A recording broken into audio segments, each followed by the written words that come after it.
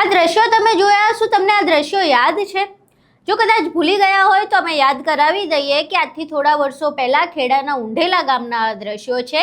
ઉંઢેલા ગામમાં નવરાત્રીના આયોજન દરમિયાન એક પથ્થરમારાની ઘટના બની હતી અને આ પથ્થરમારાની ઘટના બાદ બીજા દિવસે પોલીસ તંત્ર એકાએક સક્રિય બની ગયું.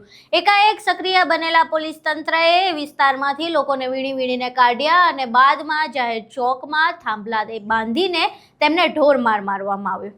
જ્યારે ઢોરમાર મારવામાં આવ્યો ત્યારે અનેક જે મીડિયા ચેનલ્સ હતા તેમણે એવા હેડલાઇન્સ ચલાવ્યા કે જે પથ્થરમારો કરનારા આરોપીઓ હતા તેમના પોલીસે મોર બોલાવ્યા. પરંતુ આ મોર બોલાવનારા પોલીસના ક્યાંક હવે મોર બોલાઈ જાય તેવું લાગી રહ્યું છે. અમે શા માટે આવું કહી રહ્યા છીએ અને આખી ઘટના શું છે તેના વિશે વિગતે ચર્ચા કરવી છે. નમસ્કાર, તમે જોઈ રહ્યા છો ચક્રવાત ન્યૂઝ. હું આપની સાથે હેમંત.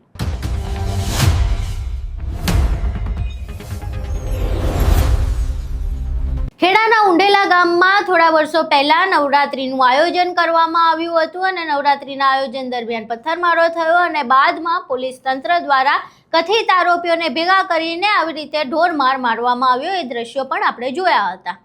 હવે જ્યારે આખી ઘટના બની ત્યારબાદ જે ન્યૂઝ એજન્સી છે BBC ગુજરાતી તે ઘટના સ્થળે ગ્રાઉન્ડ ઝીરો પર પહોંચી હતી.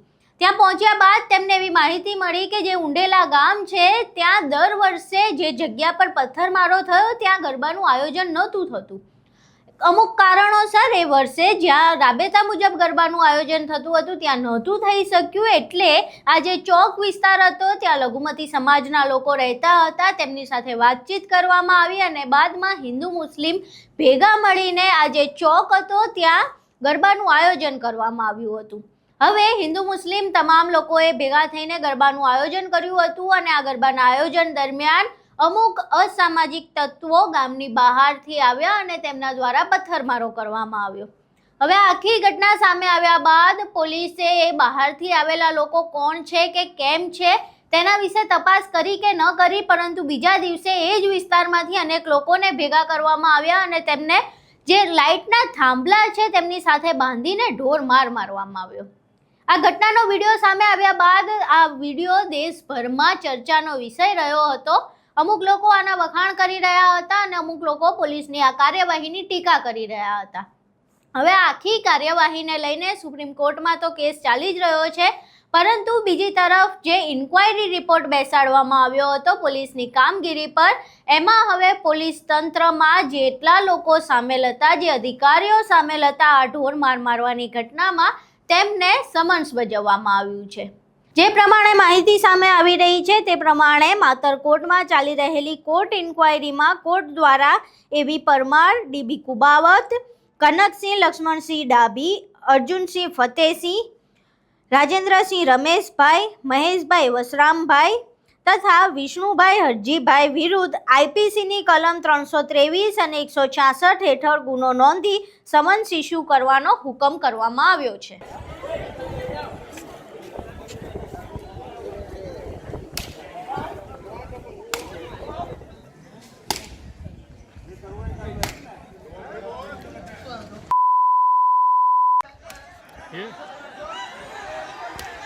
હવે આ જે હુકમ કરવામાં આવ્યો છે તેમાં તેમણે આખી કાર્યવાહી જે કરવામાં આવી હતી આ તમામ પોલીસ અધિકારીઓએ તેનો જવાબ આપવો પડશે કે આ અમાનવીય રીતે જે લોકો હતા, જે કથિત આરોપીઓ હતા, તેમને ઢોરમાર શા માટે મારવામાં આવ્યો. એમને એ પણ જવાબ આપવો પડશે કે શું આ પોલીસ તંત્રની કામગીરીનો ભાગ હતો કે કેમ, અને જો નહોતો તો પછી આ કોના ઇશારે કરવામાં આવ્યું. આખી ઘટના જ્યારે બની ત્યારે ગૃહ રાજ્યમંત્રી અને નાયબ મુખ્યમંત્રી જે હાલ છે તેમનું એક નિવેદન સામે આવ્યું હતું. એ વખતે તત્કાલીન ગૃહ રાજ્યમંત્રી હર્ષ સંઘવી અને હાલના પણ ગૃહ રાજ્યમંત્રી અને નાયબ મુખ્યમંત્રી એવા હર્ષ સંઘવીએ એવું કહ્યું હતું કે પથ્થરમારો કરનારા આરોપીઓને બરાબરનો મેથી પાક ચખાડ્યો છે. પોલીસ તંત્ર બરાબર કામગીરી કરી રહ્યું છે.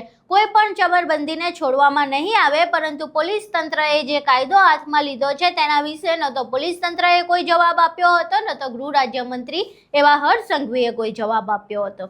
હવે આખી ઘટનામાં જે પ્રમાણે કોર્ટ દ્વારા સમન્સ બજાવવામાં આવ્યું છે એ પ્રમાણે લાગી રહ્યું છે કે ક્યાંક ને ક્યાંક જે અધિકારીઓએ પહેલાં તો ખૂબ રોષમાં અને ગરમ જોશમાં આ પ્રકારેનું વર્તન કરી દીધું। જે કથિત આરોપીઓ હતા તેમને થાંભલે બાંધીને ઢોરમાર મારી દીધો, જે એમના કાર્યક્ષેત્રથી બહાર હતું। પોલીસ ક્રૂરતાનો ભાગ હતો અને એક ગુનાહિત કૃત્ય હતું, પરંતુ હવે એવું લાગી રહ્યું છે કે જે ઇન્ક્વાયરી રિપોર્ટ છે તેમાં ક્યાંક ને ક્યાંક આ ઘટનાને લઈને તેમને જવાબ આપવો મોંઘો પડી શકે છે।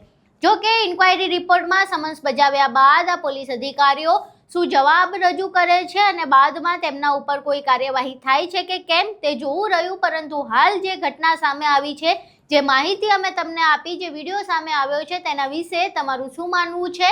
ખેડામાં જે ઘટના બની હતી તેમાં પોલીસની જે ક્રૂરતા હતી તે વિશે તમારું શું માનવું છે અને તેમની સામે કોઈ કાર્યવાહી કે એક્શન લેવાવું જોઈએ કે કેમ તે વિશે તમારા શું મંતવ્યો છે અમને કોમેન્ટ બોક્સમાં જરૂર જણાવજો। વિડીયો પસંદ આવ્યો હોય તો વિડીયોને લાઇક કરજો, શેર કરજો અને અમારી ચેનલને સબસ્ક્રાઇબ કરવાનું ભૂલશો નહીં। નમસ્કાર।